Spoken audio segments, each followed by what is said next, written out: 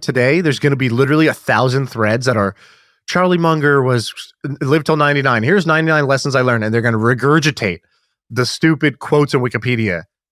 But this is my first minute. We do things differently around here. We're not just going to give you the regurgitated quotes. I got to give you that, little special jus, that au jus that you can dip that sandwich in.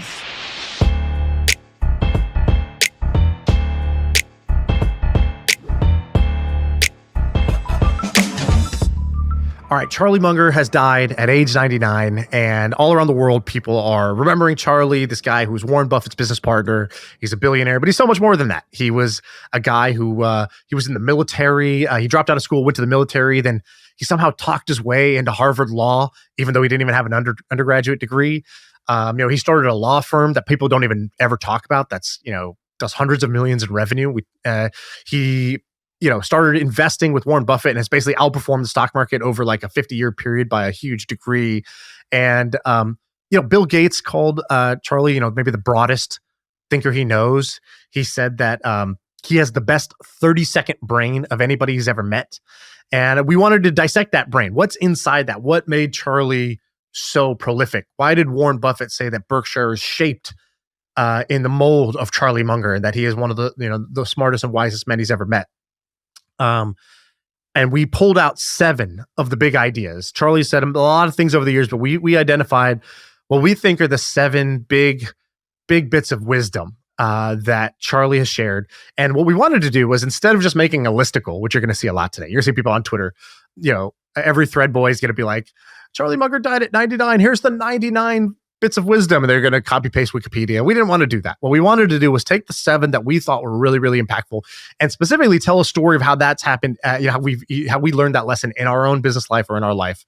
It made for, I think, a pretty amazing episode. I told Sam, I said, dude, this notes document that we have for this episode, this thing is, you got a handkerchief? This thing is dripping with wisdom, and that's how you're going to feel at the end of this podcast. You're going to need to take a shirt. You're going to need to wipe the old podcast player, because this episode is about to be dripping with wisdom. I hope you enjoy this episode on the 7 bits of wisdom from Charlie Munger. So let's jump into the wisdom. So what I think would be fun is we just sort of trade our favorites, because this guy's got hundreds of little Charlie-isms, little quips or quotes about the way the world works, about the way minds work, about the way the markets work. And I just thought it'd be great to just like pull out, just trade. You go first, and then I'll go on, some of our favorites. And I think we can just, talk about them, or share, a way that we've either heard him talk about it or how it's played a role in our life. All right, you go first. Okay. I'll start with a very easy one. So one of his big ideas is, to get what you want, you need to deserve what you want. And so he says, the easiest way to get everything that you want is to deserve it. And it's so simple that it's almost like obnoxiously simple, this advice. But he's like, whether it's if you want the partner you want, you should be deserving of that level of partner, right? Make yourself worthy of a partner like that. Same thing with investments. And he kind of actually calls out a few things that money can't buy. So he's like, trust in other people, success, and admiration. Those are things you cannot buy, you can only earn. And so if you want somebody's admiration, deserve it. If you want somebody's trust, deserve it. If you want success, deserve it. And I'll share like a very simple, more practical anecdote about this. Because again, like, his big ideas are amazing, but they just sort of float in the clouds unless you bring it to earth with like a real tactical example. So when we sold the Milk Road, I've said this before, but one of the reasons we sold to the guys we did was I really, really respected these guys. It was not the highest offer, but these were the highest quality people that we could sell to. And we just had a hunch that like selling to the highest quality people will result in the best long-term outcome. And even if we lose $1 today, actually just being in business with these guys is going to create, for every $1 we're taking less today, we might create $3 more in the future just by being around high quality people.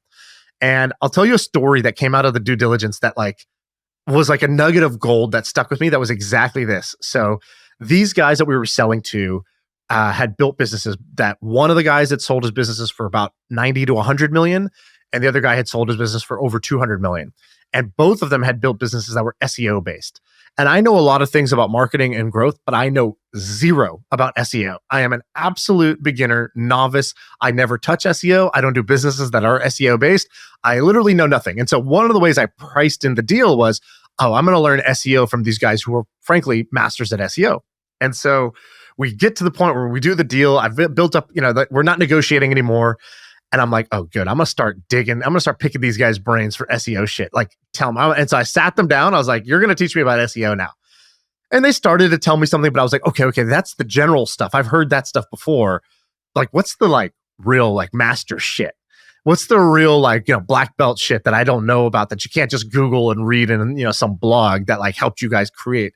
One guy created the number one search result for if you say I want to buy gold online, and that's the business that was sold for a few $100 million that he bootstrapped, that never raised any money, and he did it because he knew how to be the top result for buy gold online. I said, how'd you do it, bro? What'd you do? Was it some hack, some technique? And he's like, we did all the normal things. And he's like, and I tried some of these hacks or techniques. It didn't really work. And he's like, so then he's like, what happened was one day I Googled how to buy gold online, and we were the 5th result at the time. He goes, so what I did was I clicked to the link. He's like, I just, thought to myself, what does Google really want? Google wants to give you the best search result, meaning if somebody searches for how to buy gold online, they want you to get to a page that's going to answer those questions and not have you go search again. He's like, so then I printed out all 5 of the results, us being number 5, and I printed 1 through 4 also. And I sat down for an hour and I just looked at them and I read them. And he's like, I had an honest conversation with myself of why would I click on my page? What is better about my page than these other pages? And I was like, wait, so you didn't do some black hat SEO shit that was this advanced trick? Yeah, why aren't you using the word AI? And he was like, no, he's like, we didn't deserve the click. We weren't better pages. He's like, so all I did for the next year was every week I printed out all the pages, and then I made my page 10% better. I figured out one way that we could be better, as objectively better, even if we weren't moving up in the ranks yet, that I could look at it and say, this is a better page. We deserve to be higher ranked. And I had literally never heard this. And I was like, on one hand, in the moment, honestly, I was kind of disappointed. I was like, dude, I came to you for that secret juju about SEO. I'm not trying to have this, you got to work hard and just actually make a better page. But it was also kind of refreshing. It's you go to the people who are masters of SEO and they're like, yeah, you can do all the tricks. But at the end of the day, you have to have the best result. You have to have the best page, and you have to have an honest conversation with yourself of, is your page better than these other pages? He's like, if you really want to sustainably climb the ranks and be the number 1, that's it. And that was such a tangible business example of to get what you want, you have to deserve what you want. And I'll never forget that. That was one of the biggest takeaways I had of the whole process. That's beautiful.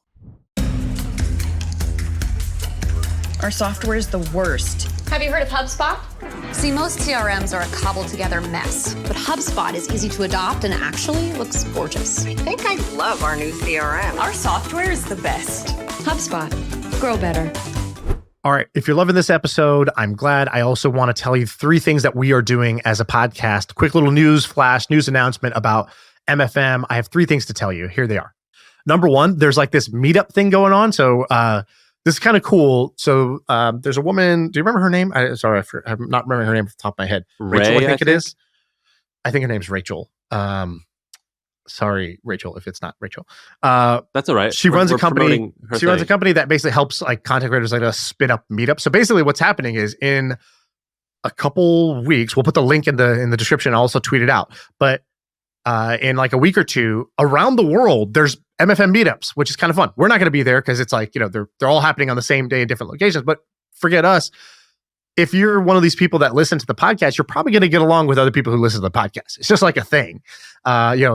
People who listen to this podcast, you're business nerds with a sense of humor. And if you like business nerds with a sense of humor, they're all getting together. Everybody's going to a bar, there's one in Toronto, there's one in California, there's one in Austin, and they're going to hang out. It's called River. So if you go to getriver.io, so get G-E-T and then river, like a stream, river.io. You scroll all the way to the bottom and you'll see My First Million Meetup. There's they're happening in Austin, in Houston, Denver, Nashville, Atlanta, Cincinnati, all over the North America, I believe. Right. Oh, her name's Ray. You were right. Okay, so Ray, move us to the top for this week because we gotta. Oh, here we go. So my first million. So yeah, they did this for All In, I think, and that's kind of one of the proof of concepts. I think this is gonna be fun. So do it. We'll try to I don't know, call into a couple of these and say hi. But this is cool. So that's happening next week. That's fun. Go meet some other people who are part of Neckbeard Nation. And then, what do you think? Is that a thing? Number 2, we're doing the poker tournament. So a while back, we talked about this business that we found fascinating, which was a cloud poker tournament. It's like his digital poker tournament where everybody's webcam's on. It can be private for our community. And 300 or 400 people signed up. We just never scheduled it, but now we scheduled it. It's December 13th. It's happening. We will give away merch and some cool stuff as prizes. We'll come up with some dope prizes, maybe whatever, $1,000 or a call or free merch or whatever. So yeah, it's at cloudpokernight.com. So cloudpokernight.com/MFM. So if you want to register for that, if you already registered, we'll send out an email to people letting them know that that's happening. And last thing is I do a thing every year, which is this month of December is the plan for, other people are thinking about Christmas. I'm thinking about end of year next year, hitting my goals. And so I basically use this time for planning for 2024. So I'm going to host a free session, which basically is I'm currently doing it for all my businesses. I make a 1-page plan for what I'm trying to do next year. And it's basically the big goal and then the breakdown of how I'm going to do it. I have a method of how I get to that answer. And you walk away with kind of a clear 1-pager for your business. Ben had the idea. He was like, dude, I love when we do this. He's like, we should just do this together with other people that own businesses that want to do it. And so if people want to do it, I'm just going to be on a Zoom and I'll walk you through my process totally free. You'll walk away in an hour with a bunch of clarity on what your next year looks like. I have a bunch of good questions that help people get clarity. So if you want to attend that, planfor2024.com. So go to planfor2024.com. Ben's going to spin up a website and we'll invite people to that. If you're the type of person that wants to kind of set the vision and the intention for next year. I like that one. He also had another line Munger did where he's like, I never try to disagree with someone's opinion unless I understand their side better than they do.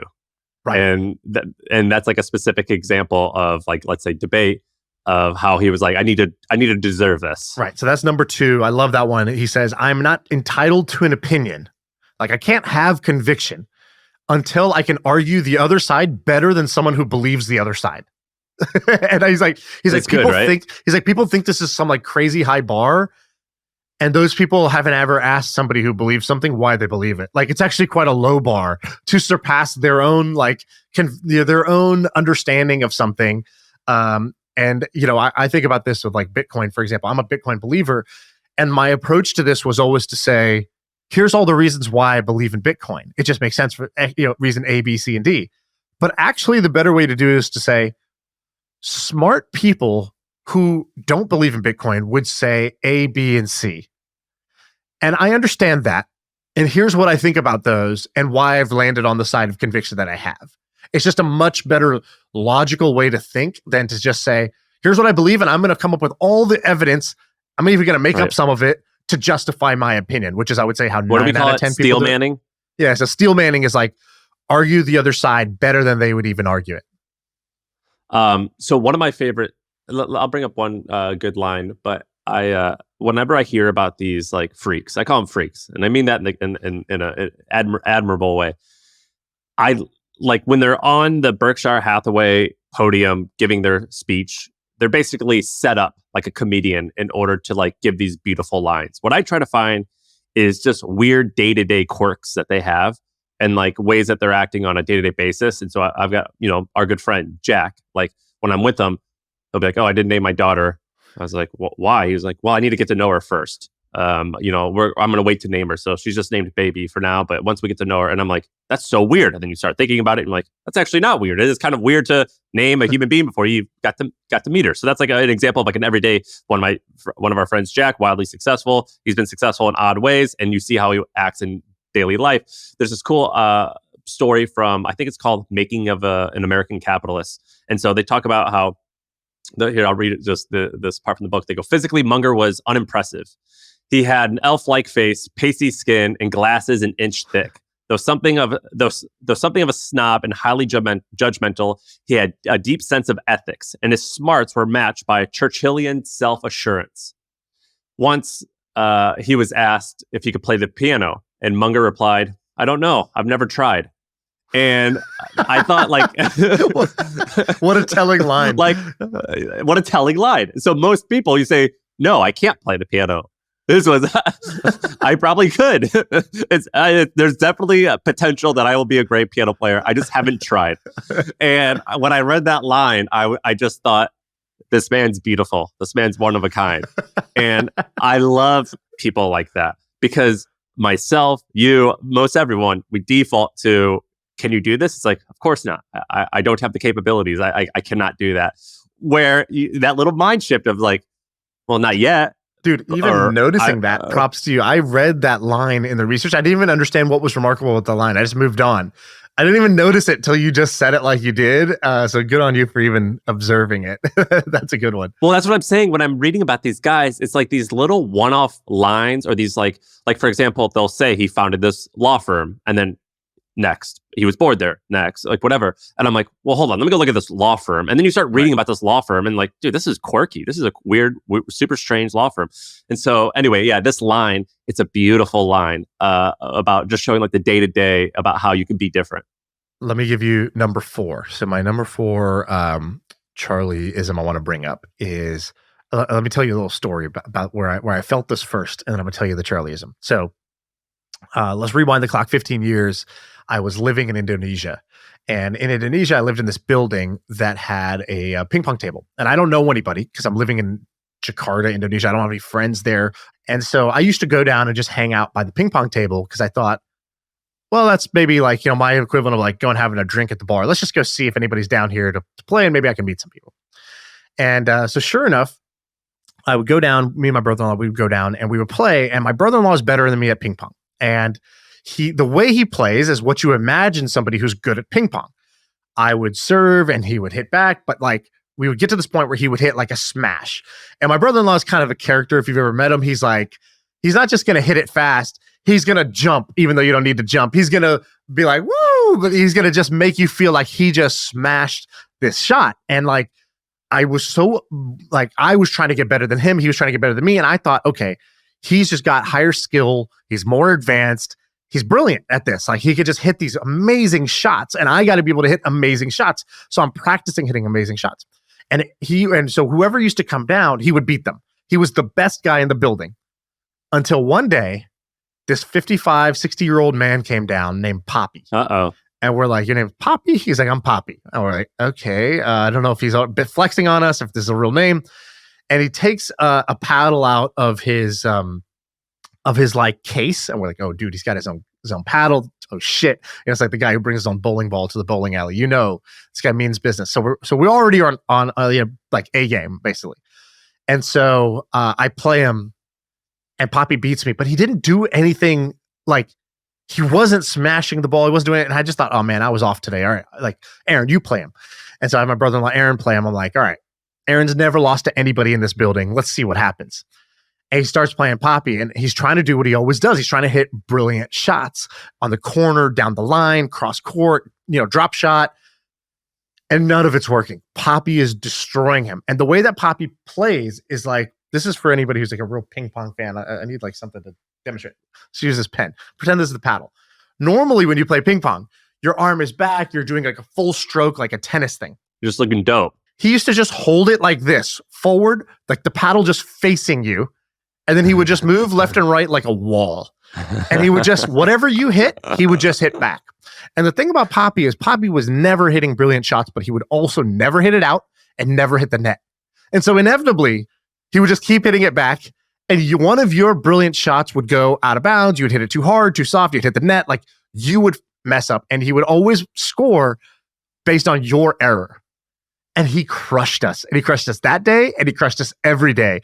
And he would just chuckle and say, good game. And he would go upstairs and we'd be like, fucking Poppy, man, I'm going to get this guy. And we never got him. The whole summer I was there, we never one time beat this guy. And then one day he invited us up to his house afterward, his apartment in the building. He lived in the penthouse, beautiful. He was so successful in business. We're like, Poppy, dude, you're balling out of control. He had like a secret poker room. He had a wall of just like super fancy like liquor. He like people have a wine cellar. He had like a fancy liquor wall. It was crazy. He had a shower with like 6 shower heads. And we were like, dude, this guy Poppy, this, and we're like, what do you do? And he's like, I sell soap. And we're like, you're like, you make soap? He's like, no, I just import and export. And we're like, is it better soap? He's like, no, it's just soap. He's like, it's good soap. It's not the best. And we were like, well, how do you sell it? He's like, well, I just go to people that need soap. And we're like, this fucking Poppy, like this is how he lives his life too. He's just making no brilliant shots, but no unforced errors. And so this is a Charlie Mungerism, which is avoiding stupidity is easier than seeking brilliance. And he says, other people spend their whole life trying to be so smart. All I'm trying to do is not be idiotic. It's harder than people think, but this is more important than trying to be brilliant. And so Charlie was basically like, how do I just avoid the great errors in life? Let's say it's investing. How do I avoid the great errors of investing? If it's health, how do I avoid the great errors of health? And that's basically what he oriented around. He wasn't perfect at it, but I thought, what a totally different, a different strategy than you'll ever hear, which is about being the best and becoming more advanced and becoming, being brilliant and talented. And his thing was just avoid stupidity and you'll outperform everybody. Is there a category in the Oscars for like podcasters who can weave in a story into Charlie Munger? If yes, I think you might get that nod. That was a wonderful. We got to give it up. That was a wonderful. You had me enthralled, and I didn't know where you were going to go with this. I didn't know where I was going to go with it either. Sometimes you just open your mouth and start talking and see where it goes. And you won that, Mr. Wonder. You totally won that one. That was a beautiful way to tie that in. Copywriting. That's what that was. Well, honestly, the reason why today there's going to be literally 1,000 threads that are Charlie Munger lived till 99. Here's 99 lessons I learned, and they're going to regurgitate the stupid quotes in Wikipedia. But this is my first minute. We do things differently around here. We're not just going to give you the regurgitated quotes. I got to give you that, little special jus, that old jus that you can dip that sandwich in. Well, you came with heat. That's going to be hard to compete with. Let me ask you something. So right now it's November 29th. So most people are doing their next year financial planning for their businesses. For years at The Hustle, I made a very similar mistake that I bet you made, and that is over-optimism. Have you ever hit any of your projections in the first 6 years of your career? Never. I've never met a goal I've ever set. Yeah. Dude, if you ask people at The Hustle, like one of my big weaknesses is it's looking at the numbers of the Excel sheet, and you see like 7 million here, and you're like, what if we took that 7 and deleted it and put a 9? Yeah. I'm like, look how much more profit they gave us. Let's just do that. I'm a genius. Yeah. That's basically, people would be driven crazy because that's what I would do. I would just look at the sheets. I'm like, yeah, that looks good. But hey, look, if you just delete that number and put it to that number, look how much better this looks. So let's just do that. And I've made that mistake so many times. I bought a property recently or a few years back. And I remember like thinking like, okay, this is only an okay price property, but yeah, I'm going to like take better pictures, or I'm going to like do something when I sell it. And that's how I'm going to make all this money, is I'm just going to increase revenue. And I'm going to do this. And guess what? Just like years of failing at projecting, I totally effed it up. So now I try to be way more modest with my financial projections, but I completely have always messed it up. And Munger's got a bunch of good quotes. He's like, it's dangerous to rely too much on models and formula. The reality is way more complex than that. And he says, we're very disciplined in our approach, and we're not swayed by flimsy optimism. And then he goes on to say, he's like, where's the exact quote? He talks about how he basically says like, it's pretty ridiculous that people are biased by both over skepticism and over optimism in the business world. If the micro reality is good decisions and good systems are what I look for. I don't use predictions of macro environment changes. And so basically the point being is his whole philosophy was to buy businesses where if I bought a good business at a good price, I'm golden. And then if I ever want to sell it, Or if something crazy improves, that's icing on the cake. Whereas what I do, and I bet most people do, and I try my hardest to avoid this nowadays, is I default to, no, the optimism is actually the truth. The truth is that's just what they did because they don't know what the hell they're talking about. You know what I mean? Right. And that's been one of my biggest mistakes in business is over optimism. And what it does is it crushes team morale and it gets you in a losing state of mind, and it just sucks. What Munger said was, he goes, you make a lot of money on when you buy a good company at a good price, but you make all of the money by letting it ride for 20 years. Right. So the patience is where the big money is. And I struggle like crazy to do that. I have this year I'm trying things a little bit differently, but I have never hit any of my projections because it's just too optimistic. And that is, it's basically just mental masturbation is what it is by making these projections. And it's harmful. It's a liability. Well, there's like the thing you want to hit. Some people say you want to hit 70% of the goals that you set, and that's like the right balance between ambition and practicality. Hitting 0% of your goals is obviously means you're setting the wrong goals, and hitting 100% of your goals means you're obviously playing it too safe and conservatively. And so there is some number in between. You could pick 70, 50, 60, whatever works for you. And I think most entrepreneurs and investors, for that matter, err on the side of optimism because boy, doesn't it feel better in the moment to be optimistic. Do you want to know something I'm trying to do? No goals. I'm trying to do no goals. And it's not working out with any of the partners who I'm involved with who are trying to buy into this. And you know what it's not doing? Working out. Yeah. I'm trying no goals and I'm getting no buy-in. So I've grown to hate goals, man. Like it shouldn't change. But this is like your thing with money. Do you have like a weird relationship with money that you need like money therapy? You have probably like a weird relationship with goals that like you just need to work out. Like, these extremes, crazy goals that nobody can hit or no goals. Like, I would just assume that the answer is actually somewhere in the middle, right? The Mungerism is probably somewhere in the middle, not in either extreme.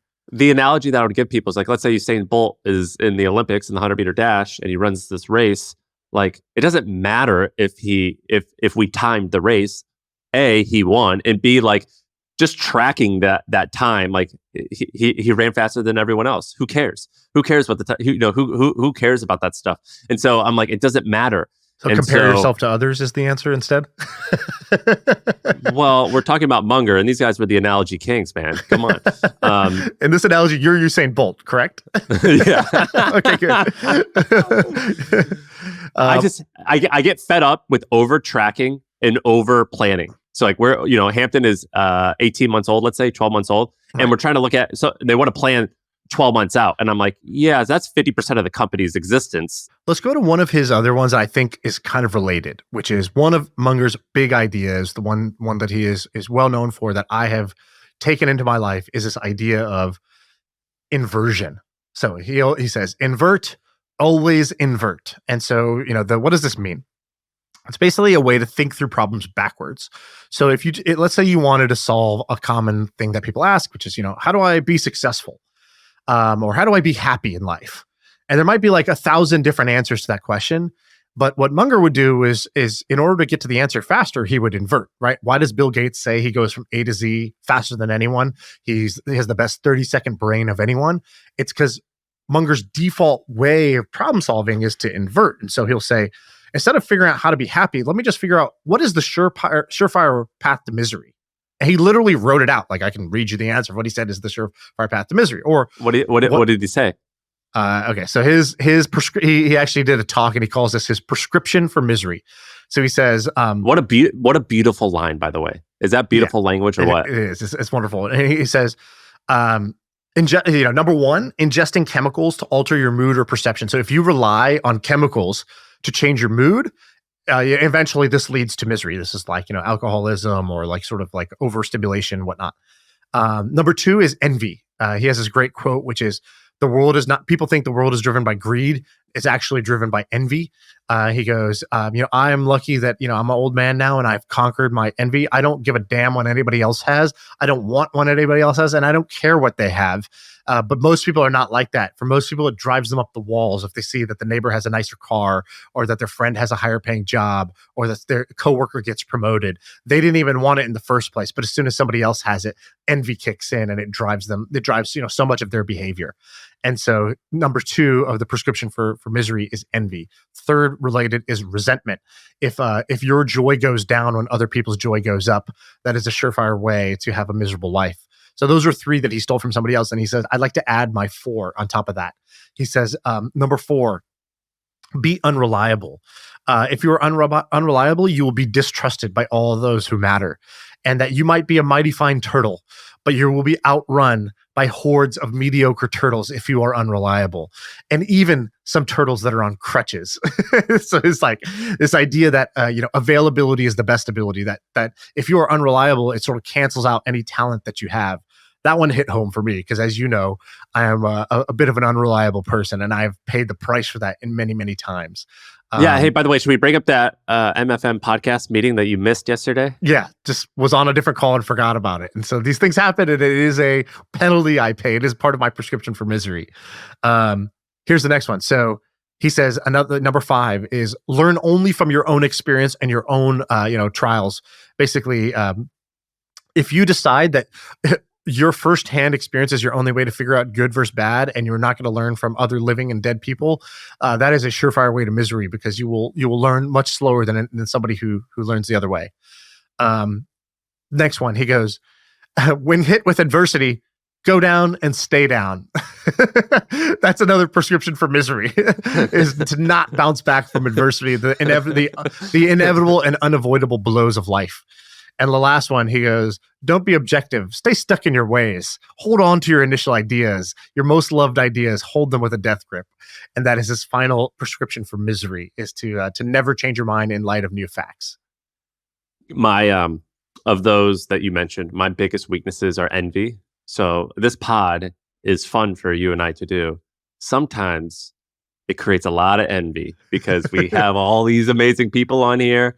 Or if it's just you and I, like Shaan just did great, Sam didn't do as good. Or if we have all these amazing people on and you start talking to them and you're like, I'm just as smart as this guy, but this guy's... How do you know? Because when you ask, how old are you?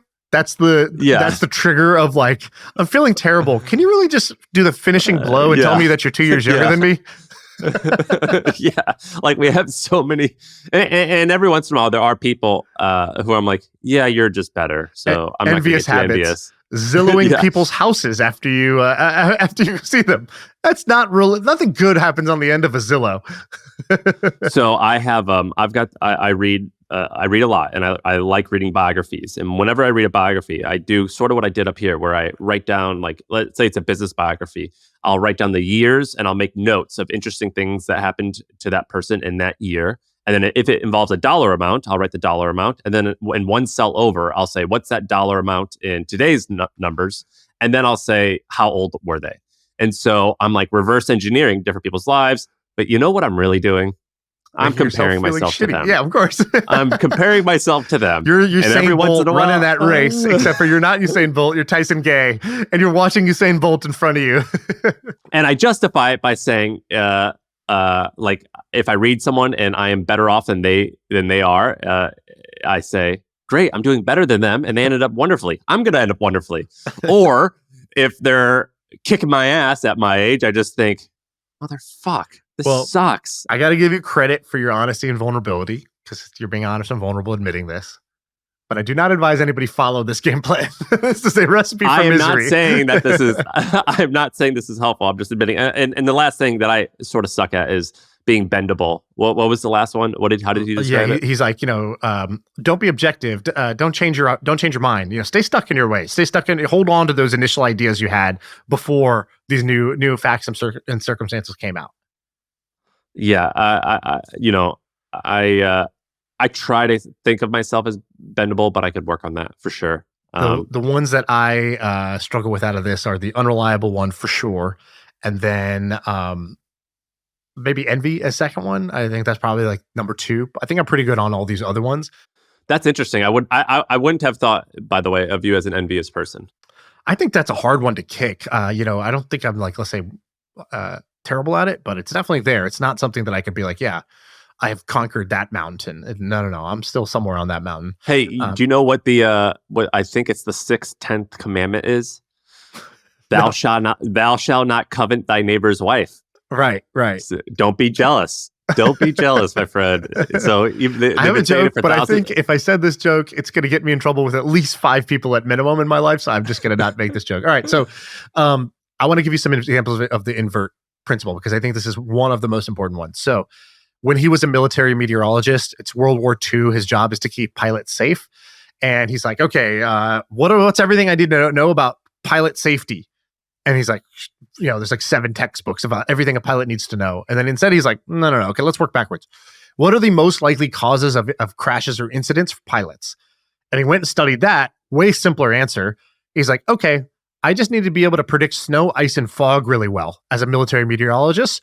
Those 3, if I can get my pilots out of the way of those 3, I can ignore everything else, because those 3 are the real killers. And so he inverted it in order to do his job.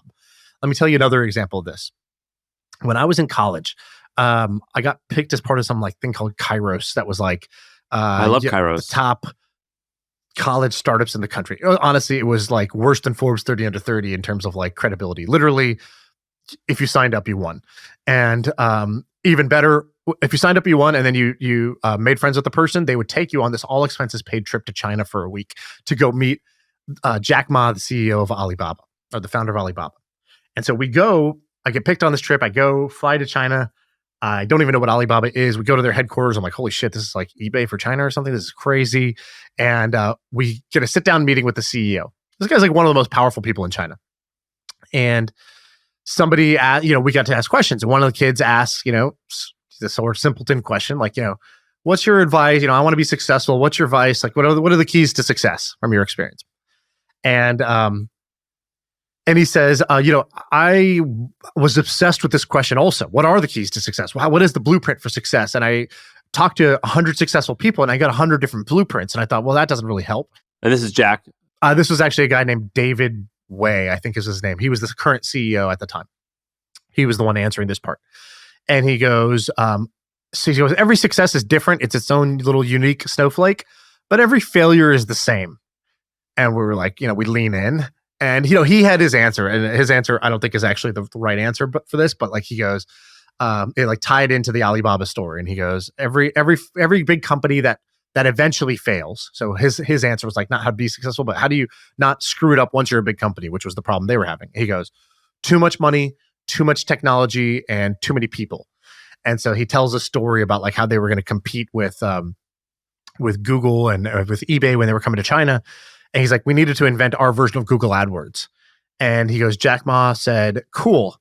You get, I think it was 12, 15 people. He's like, 12, 15 people. This is going to be a huge part of the business. Google has 2,000 people working on this. He goes, did I stutter? You get 12 to 15 people. You're going to work. He's like, we need some office space. Give us a couple floors of the office or whatever. He's like, you're going to work out of my old apartment. He's like, your old apartment? We need a proper office. He goes, I started Alibaba in that apartment. I think it'll work.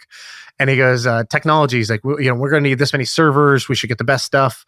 And we need this much, but let's have double that for redundancy in case, the servers go down. We don't want to lose anything. He goes, oh, if I give you redundant servers, you're going to design a system that goes down. I'm going to give you only the servers you need. And in fact, you go get used servers so it can run on even shitty servers. And, he sort of David Goggins them. That was the story that he told about and they eventually did it. They pulled it off. But I wonder if that guy found that inspiring at first, or what the fuck, Jack? Yeah, it was definitely a fuck you, man. Come on. But when it all works out, then you can tell this great story. Bezos has a simple inversion too. They were like, Jeff, tech, you're one of the internet CEOs. Internet's evolving so fast. Technology is always changing. What technology innovations are you most excited for? What's going to change about Amazon in 10 years? And he goes, oh, I don't think about that. Instead, I think about what's not going to change. He goes, customers are always going to want the most selection, the lowest prices, and the fastest delivery. And so everything else can change, but that's not going to change. And so we focus on what's not going to change, because we have to change with the times in order to like constantly beat customers' expectations on delivery speeds, low prices, and vast selection.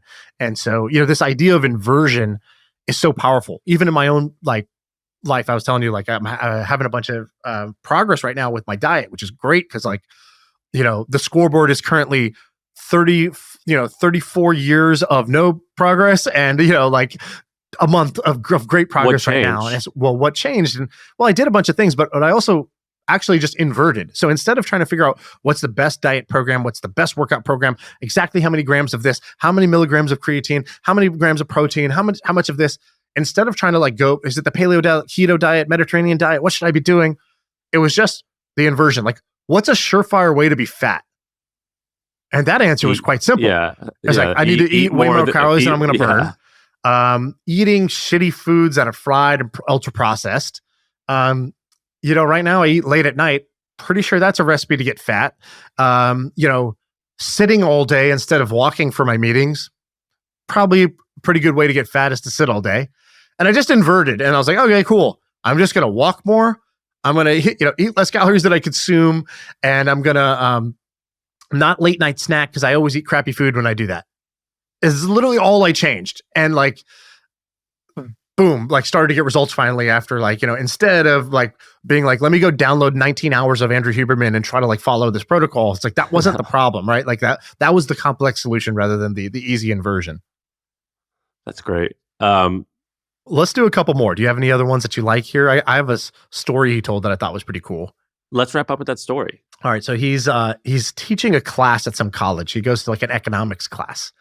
And he's like, so he has this general idea of you need to learn all the big ideas in a space. So he's like, I don't know anything about psychology, but I figured there's probably 20 big ideas in the world of psychology. And I should just like read the books and try to figure out what are the 20 big ideas in your space. And he's like, if I know those 20 big ideas, I'm going to be better than like, I'll know more than 98% of people who spend their whole life 98% of people, including some people who spend their whole life doing this because they're so lost in the weeds. And so one of the big ideas he had was like, so he goes into economics, same thing. What are the big ideas in economics? Everybody knows like economics 101 is the supply demand curve. And, basically the idea is that, as the, supply of something goes down, the demand will go up or the price will go up. Similarly, if you drop the price of something, the demand should go up. So like people know this generally about economics. But Charlie has a thing. He's like, you learn the big idea, but then you also, how do you make this useful is you need to understand the exceptions to those rules. So what is the I before E except after C? So he's like, how do you understand that? Okay, generally when prices go down, demand should go up for that. If, the demand for TVs is, let's say, X at $5,000. But if you drop the price of a TV down to $5, there's a lot of people that will buy it. And so he's like, but what are the exceptions? So he goes into this economics class. And he goes, everybody understands, when prices go down, demand goes, everyone says up. He says, okay, fantastic. What are the cases where that's not true? So let me just put you on the spot as if you're one of the students. So what's a case where that's not true, where the opposite happens? An item that is supposed to signal prestige. Exactly. So hands go up, 50 hands go up, and they say luxury goods, any item where price is a signal for quality or status. And he's like, this is luxury handbags and whatnot. If a Louis Vuitton bag was $2 tomorrow, the demand would actually, briefly go up, but then in the long term go down. And he's like, so everybody gets that one. And he goes, what else? And now you get crickets, right? Like, shit, what else? And he goes, any industry where demand is based on bribing the purchaser. And he goes, what? He goes, yeah, there's like many industries, the defense industry, many parts of the medical industry, where actually it's a screwed up kind of perverse incentives where companies take profits and they use those to, shower, goods or money or experiences on buying agents, purchasers. And whether that's through advertisement, so like I spend a ton of money advertising and that's how I create the demand. And if I didn't have any advertising budget, I wouldn't be able to create the demand. Or it's things like the military industrial complex where there's like some cronyism where it's like, yeah, you give me this contract today because in 5 years you're going to be on my board and your retirement package will be 10 times what you're making in the government. And because we all know that that's true, because I have so much excess profit, you want to reward me with big contracts. And actually, you want to pay more for these contracts so that we can be this really successful company because it rewards you in the end. And he's like, once you realize that that's an exception to this rule, you will understand how the world actually works. You will understand where the laws of gravity actually break. And I just love that story. I think it told, like, it's an interesting little nugget business wise, but also the way that capitalism works. But it also shows kind of the way this guy thinks, which is this I before E except after C mentality, where he goes into any space, he tries to speed run and figure out, what are the 10 to 20 big ideas of your space. And then he looks at the exceptions. And, I did this recently. I went to Brian Johnson's house, and afterwards I was like thinking about longevity. And I was like, all right, should I be one of these tech guys that like really fucking cares about longevity? Like, is longevity going to be my shit? Or am I going to zag and be like, longevity is overrated? And I was like, I need to have an opinion. And I decided. What would Munger say? Hey, Munger lived to be 99. He didn't look like a longevity freak.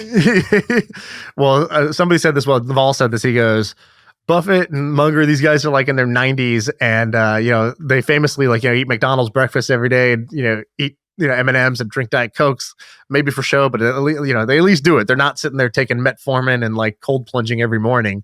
And he's like, it just goes to show how important like not being stressed is actually to your health. Yeah. Because these guys actually were quite low stress in the way that they lived their life. They spent most of their days reading, playing bridge, talking, thinking, very few meetings. They didn't sort of stress out about investments. They were buy and hold, long-term investor type of thing, like low stress compared to a lot of successful people. But on the longevity thing, I was like, all right, let me go learn what are the 10 big ideas in the longevity space. And I literally carved out 2 days, and me and Ben, all we did was just deep dive into longevity. Like I read like power skimmed through some books. I was like, who are the 5 like thought leaders? And then what are their most popular TED Talks? And like, let me go watch those.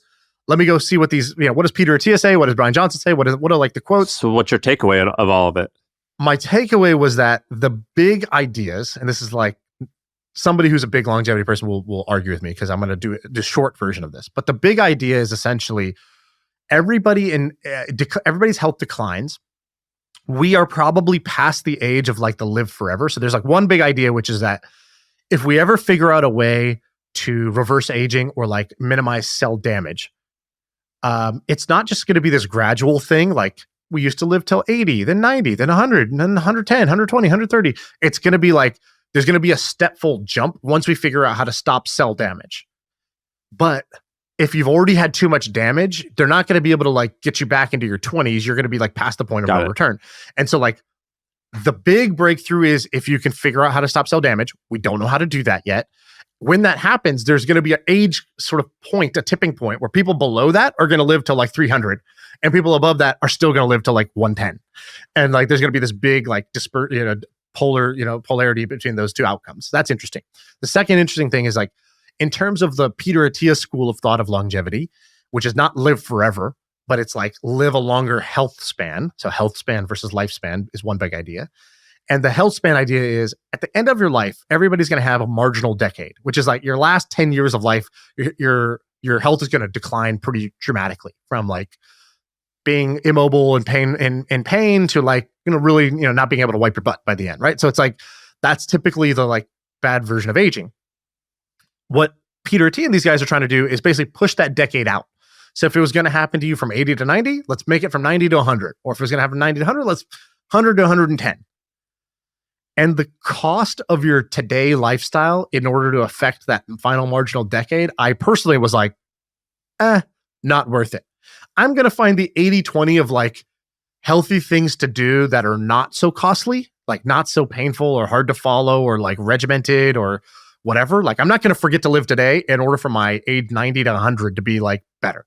I will take the instant gratification, please. And so I was like, my takeaway was basically, I don't care about the marginal decade. I'm not going to orient my life around that. There's an 80-20 of like healthier stuff to do. That's like, I don't mind switching to that lifestyle. I'll do those. And then that's good enough for me. And if like, wonder drugs come out in some point in the future, hopefully I'm in time for that cutoff. That was my conclusion. Do you think that Buffett is going to die like next week now? That like, is this like like an old couple that they die together? Yeah. Is that like that very well might happen? I think Buffett announced recently that like he's like I finally found my successor at the age of 92. I've found my guy. All right, well that's the pod. Before we go, if you made it this far, Shaan, I want to tell you, the people in the YouTube comments have been making fun of you and I. What? They are saying that I dress like a serial killer, which I don't know what that means entirely, or that now that I'm a father, I'm starting to dress like a father or look like an accountant. And they're making fun of your hair. I don't exactly know what they're making fun about your hair because I think you've got great hair. Well, Maybe no, it's I looked messy. at that video and I was like, I'm also looking exclusively at my hair, and that I had a bad hair day in the sense that I wake up, roll out of bed, and I do this podcast right away. And I don't even look in the mirror. And dude, I'm like the hairiest guy on earth. Like I got hair on my fucking palms. Like I'm like a gorilla. And somehow I think I'm losing kind of some hair in the front. I'm getting a little light. And people were like, yo, he's got to start taking whatever the drug is called. I forget what it is, but like. So to all the commenters, go F yourselves, right? We're just doing our thing. Well, You I know? don't care what other people think of me unless it's related to my looks or my intelligence. And so I did go ahead and wet the hair a little bit today and, try to spruce it up. It does hurt my feelings too sometimes, if I'm being honest. But besides that, you're going to hear me say, oh, I don't read the comments. It doesn't bother me. Hey, but you know what's working? Shaan P. My little Gary V branding pivot is kind of working. In the comments every day, they're like, Shaan P for president. And right now, we're a small but loyal army. I don't think anyone said Shaan P for president. There's a small but loyal army. So there's, as they said in Arrested Development, there's tens of us out there. And but it is from that small base that we shall grow. Shaan P. it is. All right, that's the pod.